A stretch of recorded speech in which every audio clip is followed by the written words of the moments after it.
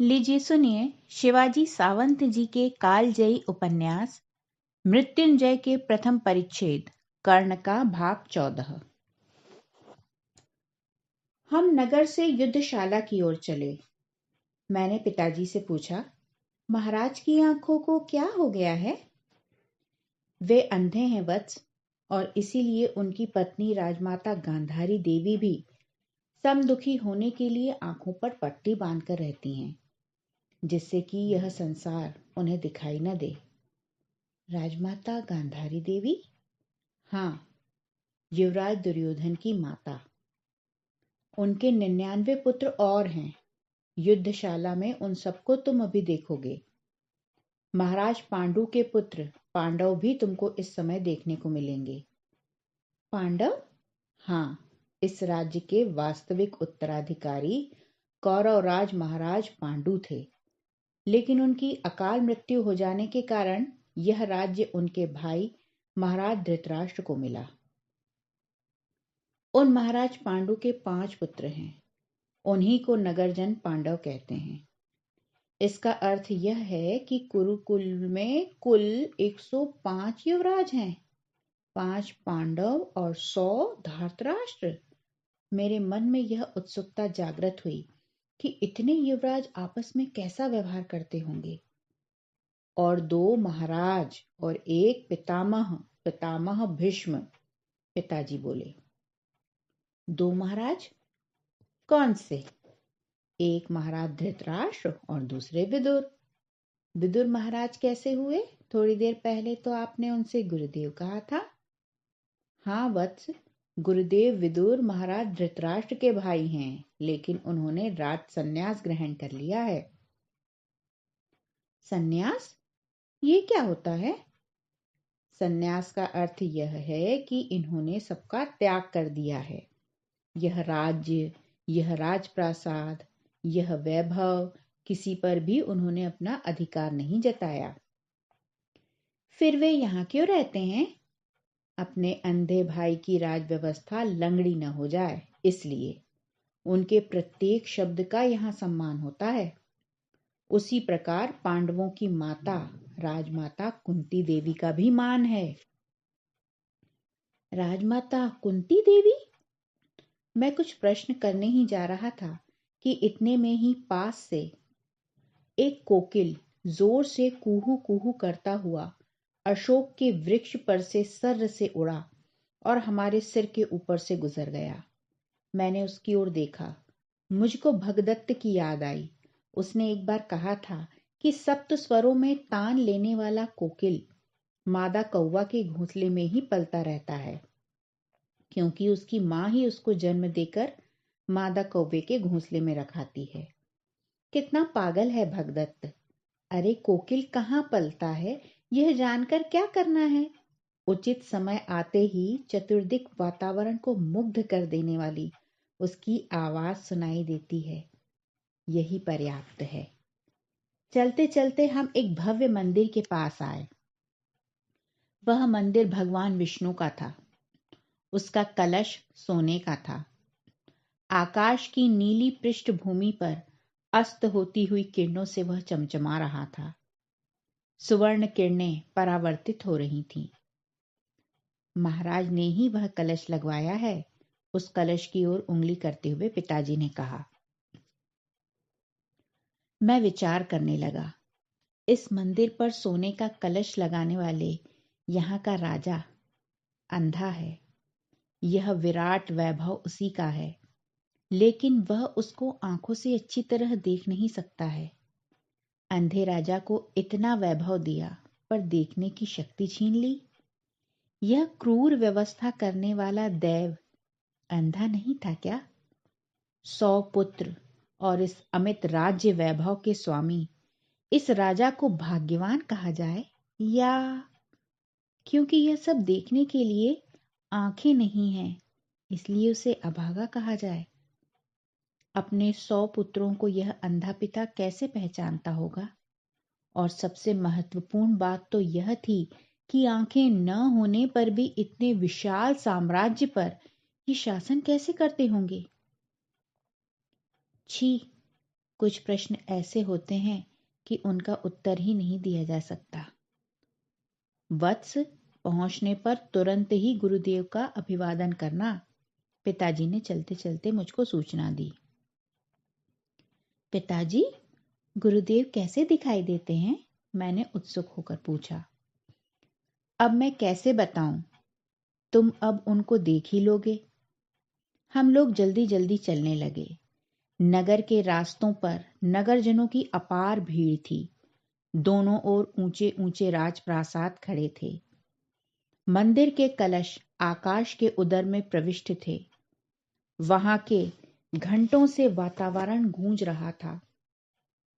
मार्ग में अश्वपाल घोड़े लेकर और स्त्रियां घड़े लेकर पानी के लिए गंगा की ओर जा रही थी। पर्ण वीथियां खचाखच भरी हुई थीं। बहुत देर चलने के बाद हम एक विशाल लोह महाद्वार के पास आए। उसके दोनों ओर काले रंग के पाषाणों के प्राचीर दूर तक संकुचित होते चले गए थे। महाद्वार की भव्य कमान पर त्रिकोणी भगवा ध्वज फड़फड़ा रहा था। द्वारपालों ने हमको देखते ही अभिवादन किया। हम झुककर भीतर गए। वह कुरुओं की युद्धशाला थी। भीतर चारों ओर बड़े बड़े कक्ष थे और बीचों बीच 1 योजन घेरे का एक विशाल अखाड़ा था। उसके अनेक खंड कर दिए गए थे। एक और मल्ली के लिए अखाड़ा था। यहाँ लाल रंग की बारीक मिट्टी गोलाकार फैली हुई थी। उसमें अनेक मल्ल युवकों की जोड़ियां एक दूसरे पर दांव प्रतिदांव चलाती हुई लड़ रही थी। उस अखाड़े के मध्य भाग में हृष्टपुष्ट गौरवर्णी युवक ताल ठोंकता हुआ गोलाकार नाचता दिखाई दिया। उसके पास जाने का साहस किसी में नहीं था। हाथ उठाकर वह सारे अखाड़े में थई थई नाच रहा था। कर्ण, उस युवराज भीम को देख। वह अखाड़े में सबको चुनौती देता हुआ घूम रहा है। उसकी ओर उंगली से संकेत करते हुए पिताजी बोले। दूसरी ओर अश्वारोहण के लिए स्थान रिक्त छोड़ दिया गया था। घोड़े पंक्ति में दौड़ सकें इसलिए उस स्थान में रेखाएं खींची हुई थीं। दौड़ते समय बार बार रुकावट डालने के लिए स्थान स्थान पर खंदकें खुदी हुई थीं। कुछ खंदकें पानी से भरी हुई थीं। स्थान स्थान पर ऊंची ऊंची दीवारें खड़ी की गई थी। अनेक युवक उन सब रुकावटों को खेल खेल में पार करके अश्वों को अभ्यास कराते हुए दिखाई दिए।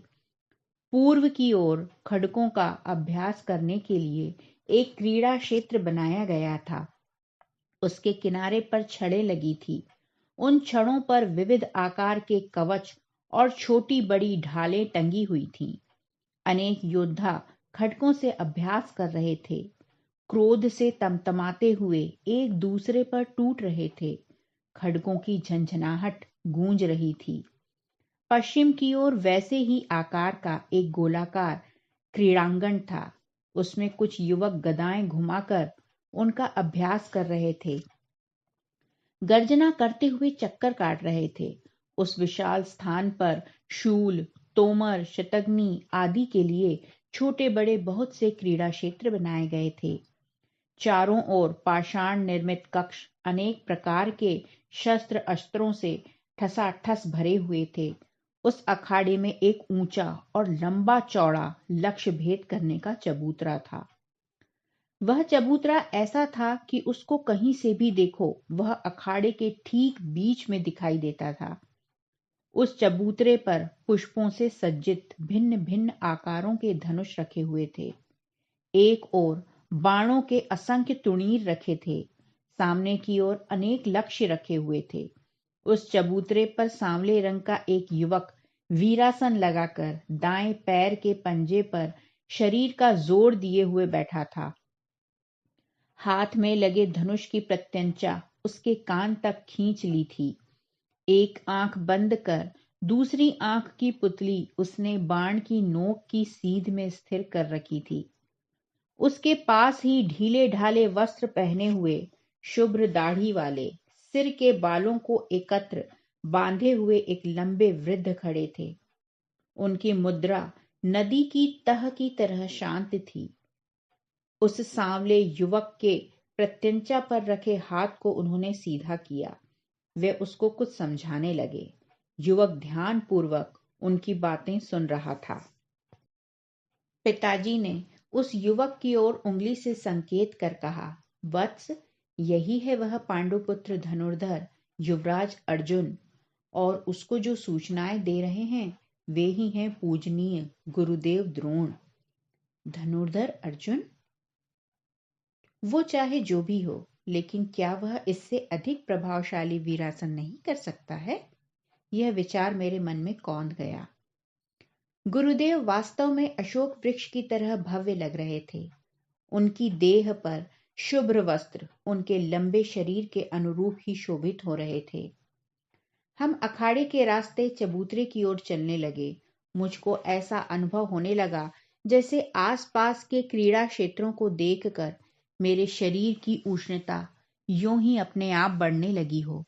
मेरी इच्छा हुई कि मैं भी भीतर उतरूं और चक्कर काटता हुआ तेजी से गदा और खड्ग के प्रहार प्रतिपक्षी पर करूं।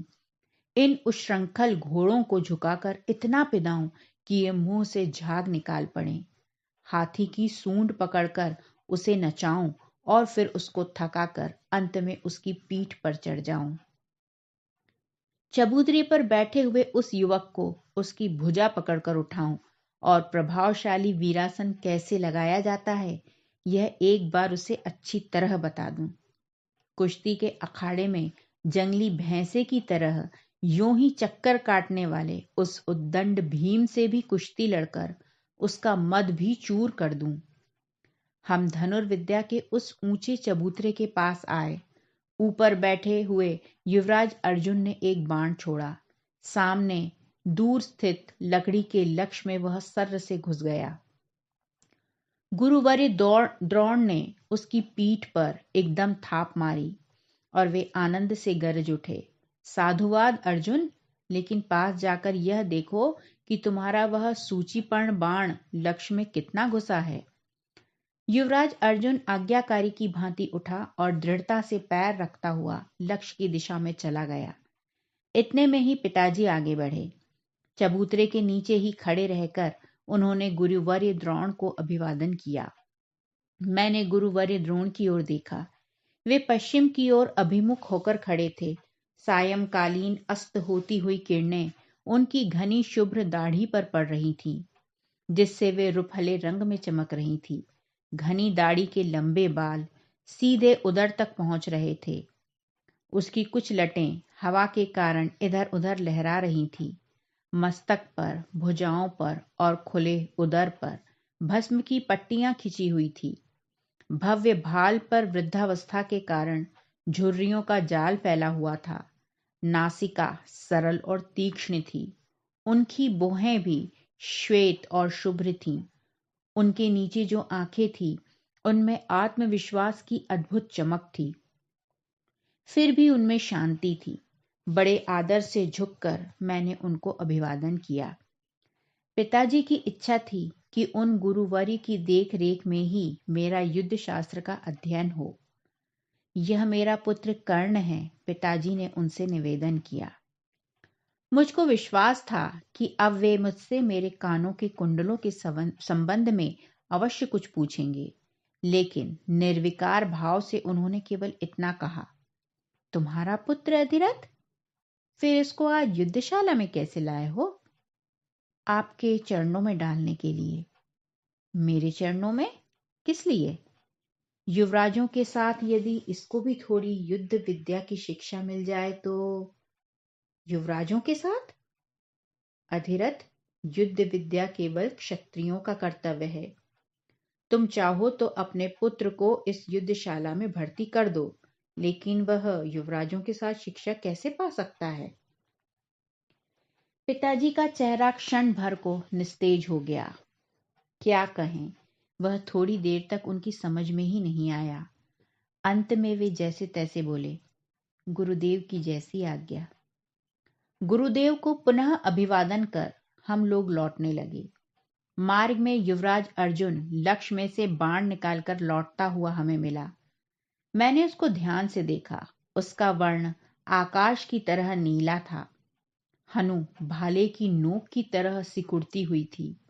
उसकी तेजस्वी आंखें दोनों कनपटियों की ओर संकुचित होती गई थी। उसकी नाक ऋजु और तीक्ष्ण थी। मस्तक थाल की तरह भव्य था। भौहें सुंदर थी। उसका पूरा चेहरा ही विलक्षण सुंदर था।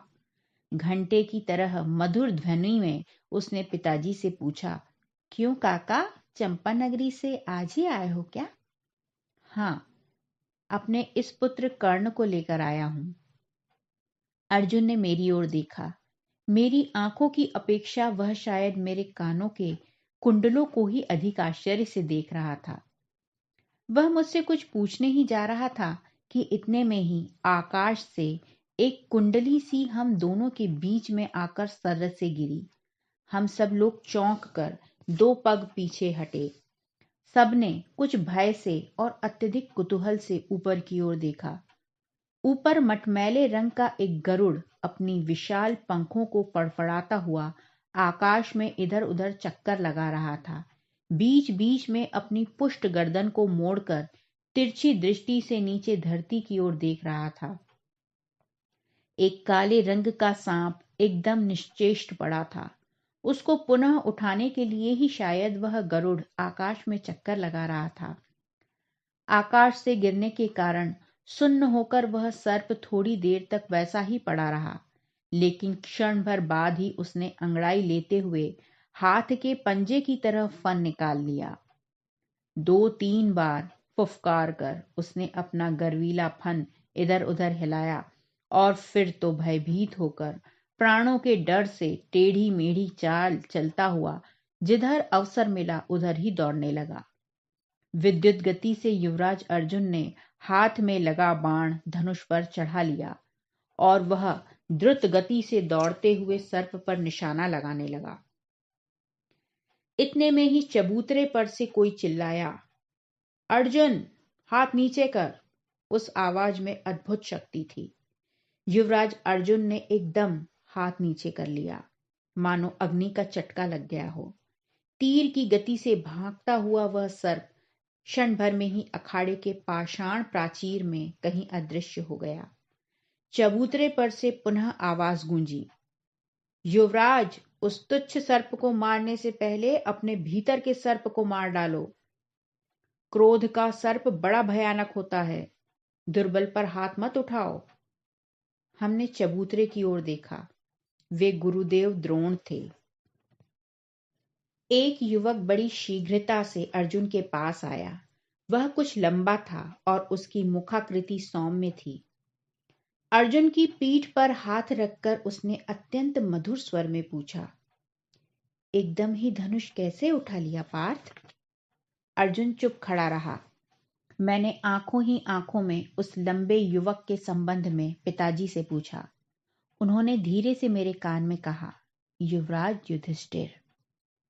क्षण भर में ही उस भव्य अखाड़े के सभी शिष्य अर्जुन के चारों ओर इकट्ठे हो गए।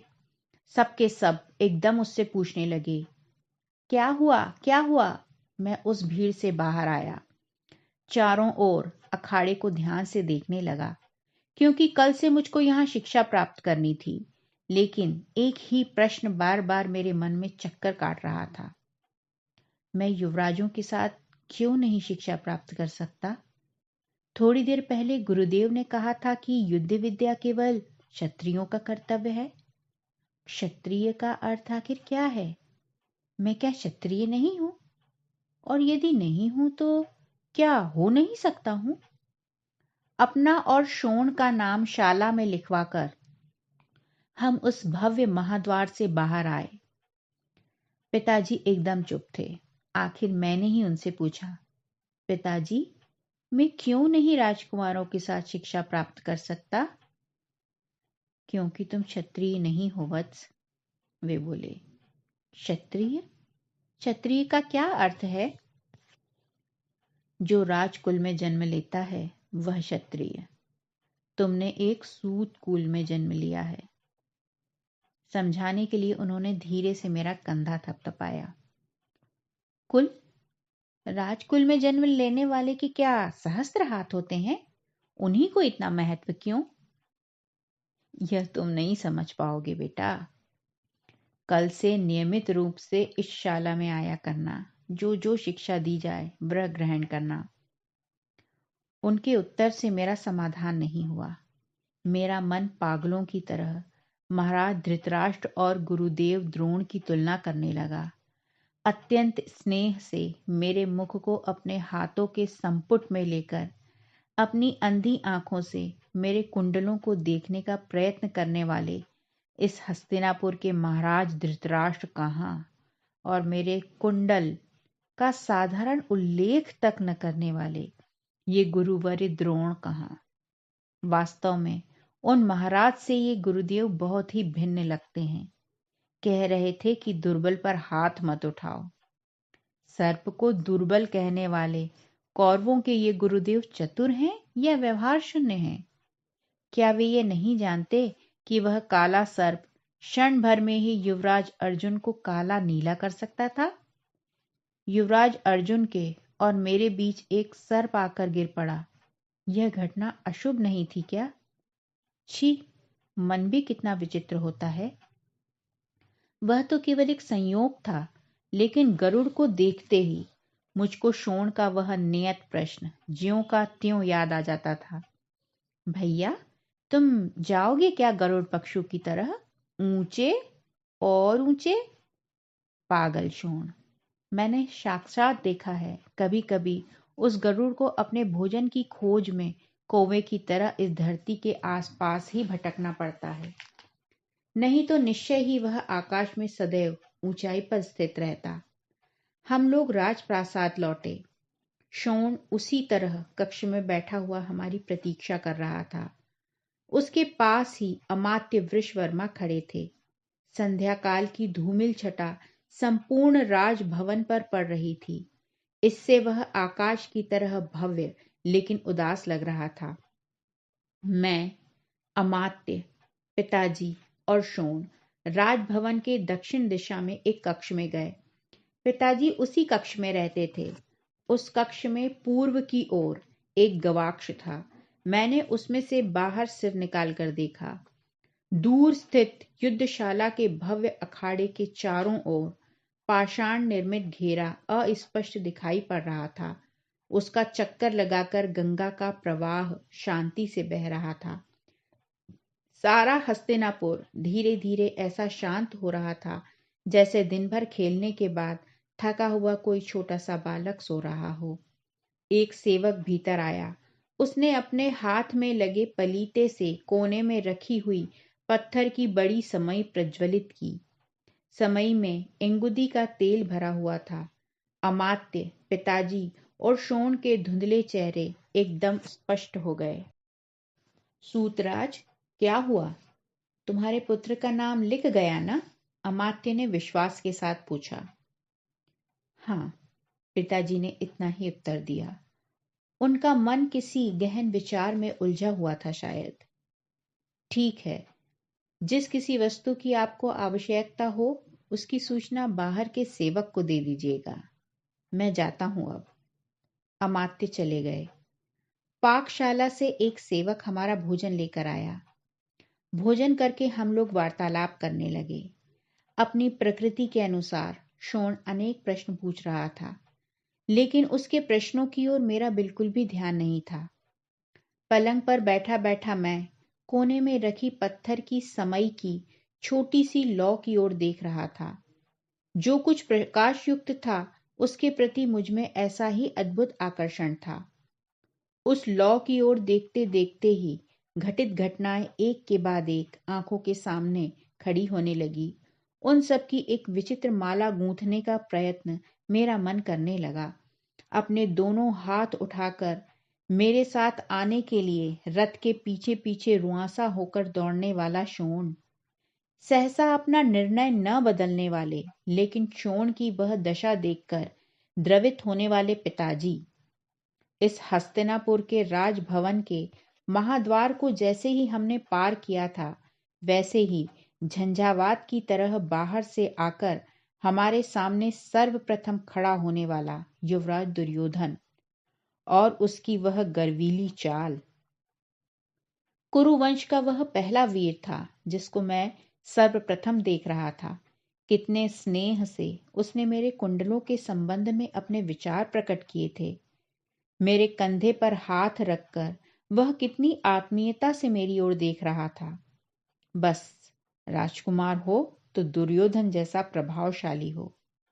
मेरे मुख को अपने हाथों में लेकर हाथ से छूकर देखने वाले उसके पिता महाराज धृतराष्ट्र, राजभवन के सामने वाले तालाब के कमल जैसे दिखाई देने वाले विदुर, अपनी ही धुन में पागलों की तरह कुश्ती के अखाड़े में एक पैर उठाकर चक्कर लगाने वाला भीम, नौसिखिए की तरह वीरासन लगाकर धनुर्धर का रूप धारण करने वाला अर्जुन, जिनके मन की कोई थाह ही नहीं मिलती थी ऐसे सागर जैसे गुरुवर्य द्रोण, बाल्यावस्था में ही प्रौढ़ की तरह बातें करने वाला युधिष्ठिर।